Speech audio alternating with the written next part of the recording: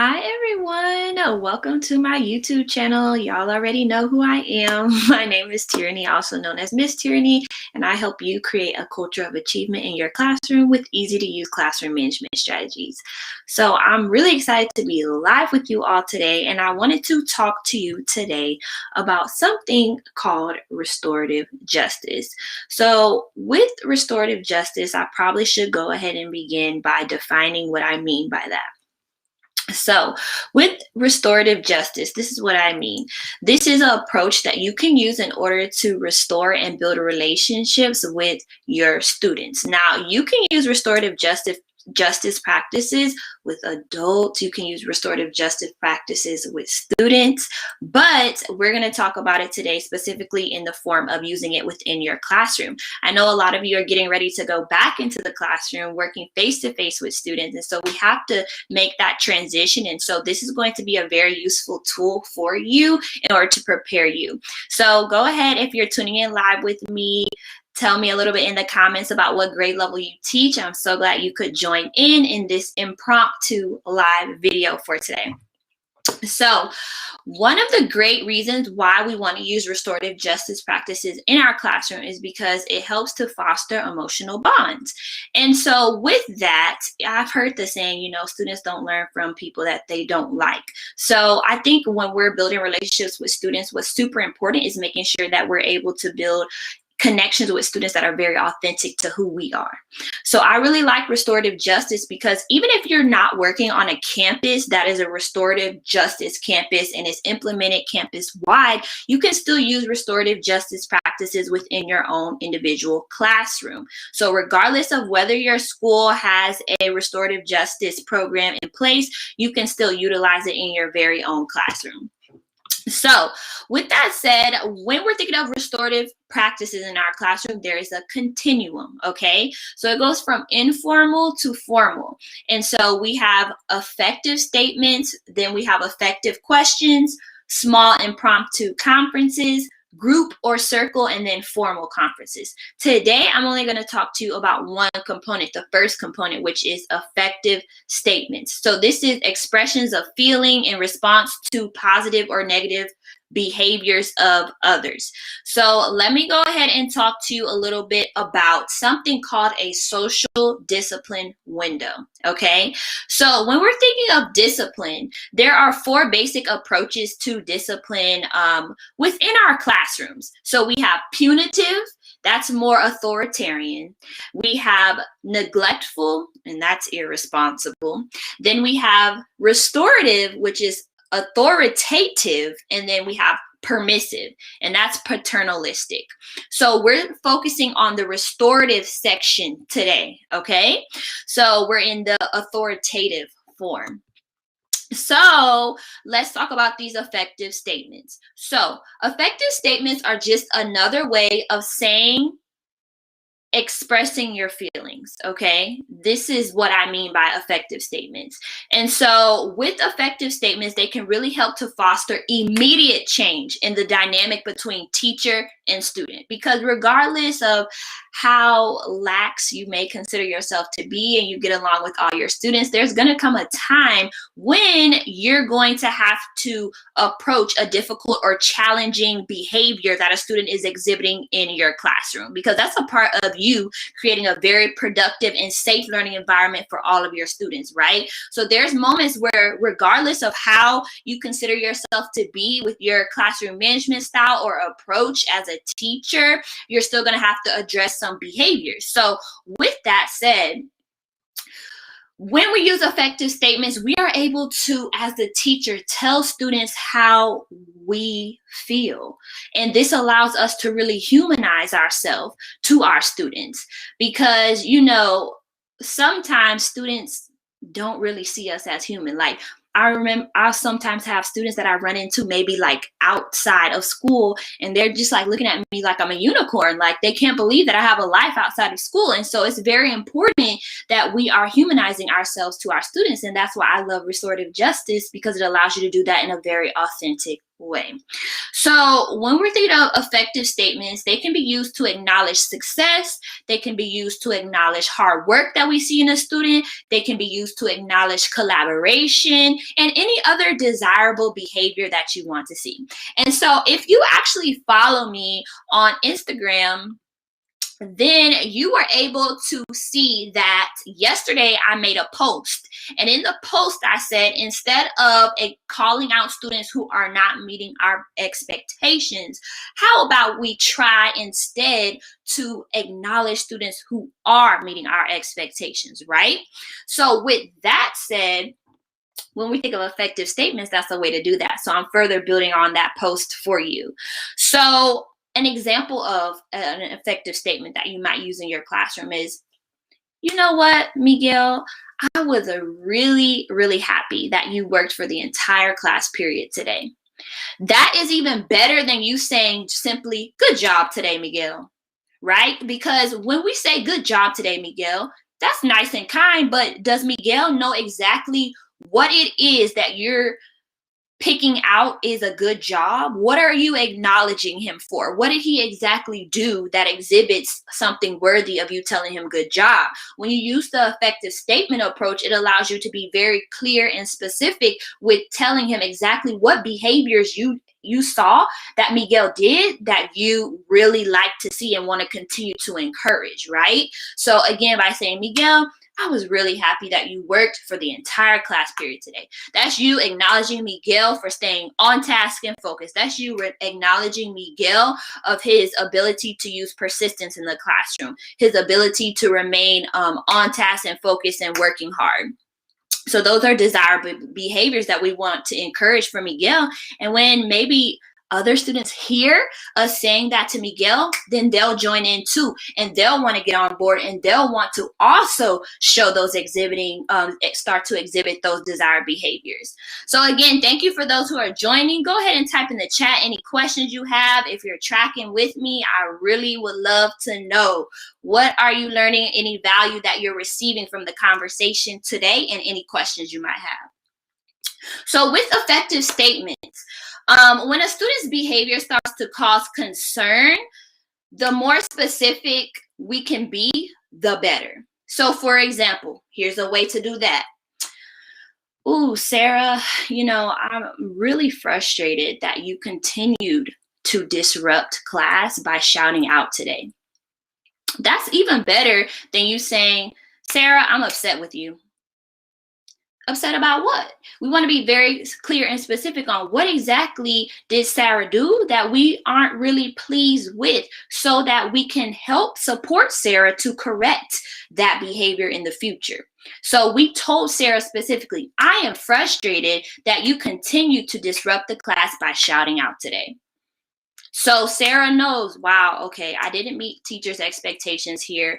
They're able to maybe even reflect on what impact did my choice to continue to disrupt class have on my other peers who are here to learn as well, right? And then they know exactly what it is they need to change. Stop being disruptive in class, right? So those are effective statements. And so what I want to do now is just transition into typical responses that we might give as teachers, and then show you how to pivot that to utilizing effective statements. So here's a typical response that a teacher might say. Stop teasing her. So instead of saying that, what's a way that we could flip it to make it an effective statement? Remember, that's very specific. So you might say instead, it really makes me uncomfortable when I hear you tease her, right? So using those statements, notice how every time I give an effective statement, it starts with I, right? It makes me, and you're sharing from your own perspective. Again, that goes back to the element of you humanizing yourself. The second one, here's another one. Talking during class is inappropriate. So that might be one typical response that we might give to a student, or maybe has given in the past, right? How can we flip that into an effective statement? I am frustrated that you're not listening, right? So you told the student specifically what it was. The first one was so vague. Talking during class is inappropriate. Instead, we're saying, I'm frustrated. You're saying, how does it make you feel? You're connecting on that emotional level. It made me really frustrated that you are not listening. Here's another one. You shouldn't do that. If I'm the student, I'm thinking shouldn't do what, right? There's a lot of things. I need clarity. I shouldn't do what exactly? So instead, you might say, I feel sad when you say something like that to Sean, right? So if you heard a student using some language that was not appropriate or could be harmful to others, right? Because I talked to y'all on Instagram the other day about building a culture of achievement in your classroom. And I talked about how sometimes when we have a disruptive class, we have students who are using inappropriate language with others or being very disruptive, right? So instead, how do we flip that? Well, we say, I feel sad when you say something like that to Sean. I'm giving you 2 more examples, okay? Just be quiet. Have you ever said that to a student? Just be quiet. How can we improve that? How can we make that more of an effective statement? I get frustrated when you talk and joke during my instruction, right? That's a way to flip it. We told him specifically what we wanted him to do instead. So basically, stop talking during my instruction. Stop joking during my instruction. You're being very clear.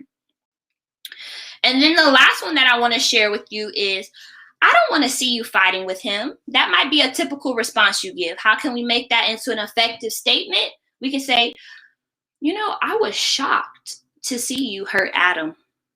Right? So again, we're pulling in the emotional component. We're saying how what so-and-so did, how it affected you personally. You're able to humanize yourself to the student, and the student is able to build more of a realization of what behaviors are they exhibiting that might be problematic, and then how can they work and take autonomy and self-correct and utilize self-control to improve it. So that is really one way that we can bring restorative justice elements into our very own classroom, regardless on if we're on a restorative justice campus or not. So with that said, my next thing that I want to share with you is a way to go even further. So what I'm going to do is share with you a link in the chat. So here you go. I'm going to pop this in the chat. And then I'm going to answer questions. What I'm sharing in the chat with you is a way that you can further bring these type of elements into your classroom, because it helps to overall create a positive classroom culture. So I'm going to give you access to my 5 free mini course video series that I'm giving 100% free. Opt in there, and then you can join inside of my private Facebook community where I share even more strategies and resources just like these. But you got to get into the group first. So when you join into the link that I just put in the chat for you, then you're going to be able to join in with us. So I'm seeing, love the idea of effective statements. There is a difference. Are there any helpful stems for the effective statements? Are there any helpful stems for the effective statements? You know what? That is a very good question. But when you notice the patterns that I'm bringing into when I'm using effective statements, just to recap, it is when we're utilizing these, it's just another way of us expressing our feelings, because it helps us to foster an immediate change in the dynamic between ourselves and our students. So that teacher-student connection relationship there, right? So it really, at the end of the day, as far as a STEM, not necessary, but when we're thinking of a way to implement the effective statements in our classroom, it's a way that we can just humanize ourselves to our students. That's all. So we are telling a student how we feel, and then how we can humanize ourselves with our students. So when you're thinking about using the effective statements, you just want to use them in a way that is very specific. The more specific, the better. So those are the tips that I would share with you. If you have more questions about it, that's when I really want to encourage you to join into the link that I just shared with you in the chat. And then exactly, just rephrase it. And then I would love to see you inside our private Facebook community. For those who are going to be watching the replay with you, if you click the link that I share in the chat with you, I'll also pop it into the description box. But you're going to get access to my free 5-video mini course, and it's focused on how to transform your classroom management today with ease. Inside of this free course, I am going to be sharing with you, especially for my favorite teachers out there who teach Title I schools like me. Hello, we love the Title I life. Wouldn't trade it for anything. This course is going to help you to manage your class easier and prevent misbehavior before it even starts. You can see how using effective statements in your classroom really will help with de-escalation, right? Should there be conflicts, when conflicts arise, you can de-escalate situations, and it just, again, contributes to a more positive classroom culture. But inside of my free video mini course, I'm going to show you how to avoid teaching mistakes that might cripple your classroom culture. So avoiding anything that's going to damage that culture that we're trying to build, and then avoid things that might even decrease our students' morale, because we don't want to do that, right?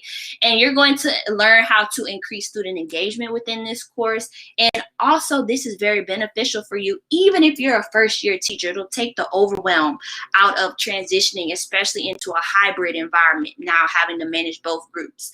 Inside of this free course, I'm also going to show you how to master simple classroom management strategies so that you can get the information that you're missing from your classroom that might be preventing your students from remaining on task and focus.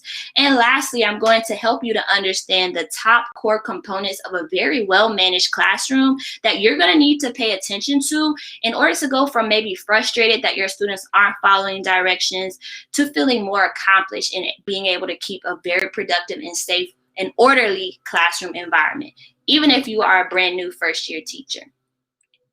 Thank you so much, Jennifer. Oh, we have the same last name, so I'm definitely loving that. So I thank you all for tuning in with me again. I can't wait to see you inside of the Facebook group. And other than that, I'm going to conclude our live. Let me know if you want me to do more lives like these. I will be happy to do so. In the meantime, subscribe to my channel. Okay, and stay tuned because I'm doing much more videos coming up all about this transition to hybrid instruction. So if you know you need supports with that transition, I'm the channel for you. I'm going to support you through it. So other than that, y'all take care, and I will see you in the next video. Bye.